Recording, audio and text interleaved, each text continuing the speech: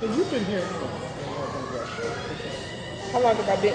How long have I lived in Auburn Gresham? Since '87, and before that, Inglewood. I lived on the same block of the street. I lived down the street from here. Starts at 75th Street. No, 75th. It's 76th. 75th. Yeah, depending on where We you're always at. called it Inglewood, Right. but actually, technically, it's Auburn Gresham. Right. Auburn Gresham, Chicago's best-kept secret. No matter what obstacles or setbacks have come this community's way, from white flight to redlining to gangs and drugs, this community of involved citizens and families remains one of the South Side's best-kept secrets. The strength of the people in this community is they came in with nothing, survived, and built it up. And that was Carpenter, and we had to just fight back.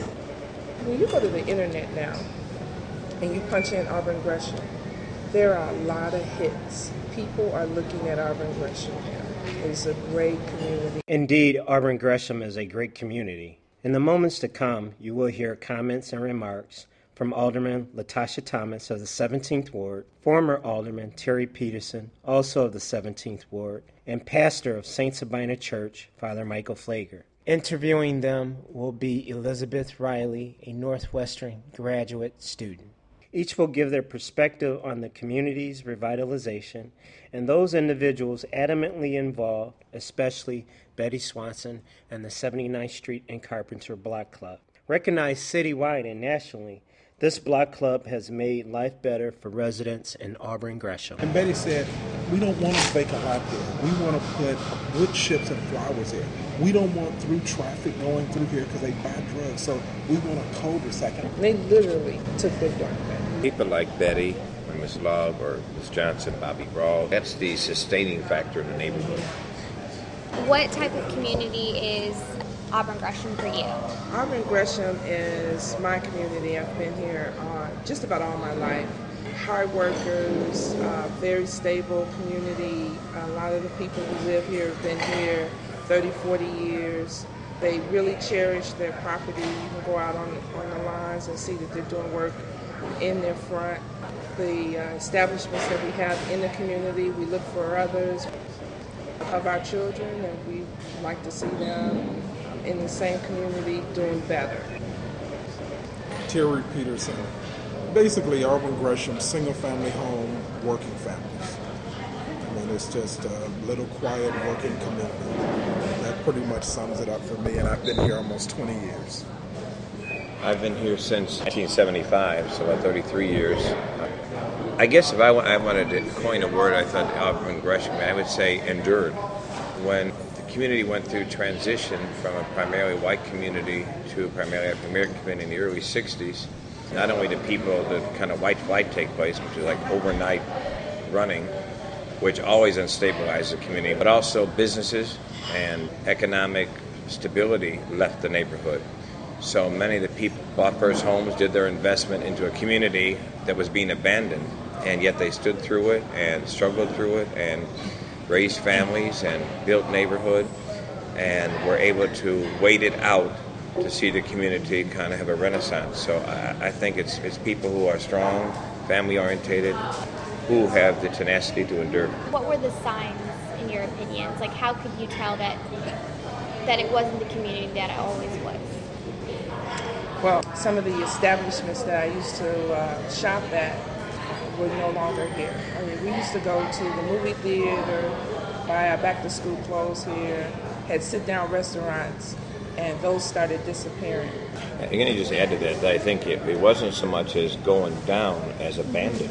Right. I mean, like the Alderman was saying, you had the Frank's department stores, you had the Capitol theaters, you had bakeries, you had the funeral homes, you had strong establishments that simply left. People didn't take the neighborhood down. Mm-hmm. People came in because they embraced the neighborhood as they knew it, but the neighborhood left them. I think really when I saw the community sort of take a turn was when McDonald's sort of moved out. Mm-hmm. And the only African-American high school, Leo, high school was talking about moving to Orland Park and leaving the community. I mean, 79th Street was pretty much abandoned in terms of retail and commercial development. Are there any other elements why a neighborhood would not be as profitable or people wanting to stay there? I'd say two things. One thing that Terry mentioned, when young people are leaving and when young couples fear coming in because they say there's nothing here. If you don't see a consistent growth and you see a neighborhood slowly die, number one. Number two is we saw that when Terry was on, when we first went down to the city council on making changes, you had people here that said, don't lie to us. And see, and now what you have is a community that expects a whole lot, and it's very refreshing when you go into a community meeting and they're asking me to try to figure out how to get a Nordstrom's on 79th Street. And 15, 20 years ago, I don't think they would have thought we could get some of the things that we have, a BJ's on 79th Street, or a sit-down restaurant. As an elected official, it helps me because I know I have the community on my back. The seniors stayed, and it was just interesting as we started trying to turn things around. We held our first community meeting at St. Sabina, 350, 400 people, and we told them to list what it is that they wanted to see in the community. And I recall Father Mike and I started talking about we won't stop in 17 until it starts to look like 19. And that's the 19th Ward, which is less than 2 miles south of here. No drugs, no gangbangers standing on the corner. And lots of businesses. A lot of businesses, people are working, grass is cut, no abandoned buildings, no vacant lots with paper and garbage all over them. And that became the motto. And my seniors sort of ran in pairs. Because when Betty's partner just walked through the door, Miss Love, you didn't see Betty unless you saw Miss Love. Right. You didn't see Mr. Green unless you saw Mr. Pratt. And that's the thing that even emotionally today continues to move me when I come back to the community or attend meetings, is when I see the seniors who have just stayed the course and have made a difference like Betty has made in the community. Because we'll get to it, but Betty was headed to the suburbs. I recall that as though it was yesterday. She was like, Terry, I'm tired. I'm going to go. And thank God no buyer came forward with what she was looking for in terms of her asking price, and she couldn't find anything like what she had on Sunday night in Carpenter. So when was the first time each of you met Mrs. Swanson? I would have grabbed it back when you were on, when I first met her. Yeah, I met Betty probably in the 90s, but I really started working with Betty when I became Alderman. I mean, there was a number of shootings on her block, a number of young people that died, and what was interesting too, there's 2 other individuals that are not here that we need to acknowledge during the time that we were trying to make a difference. One was Superintendent Terry Hilton, who at that time was the commander of the 6th District.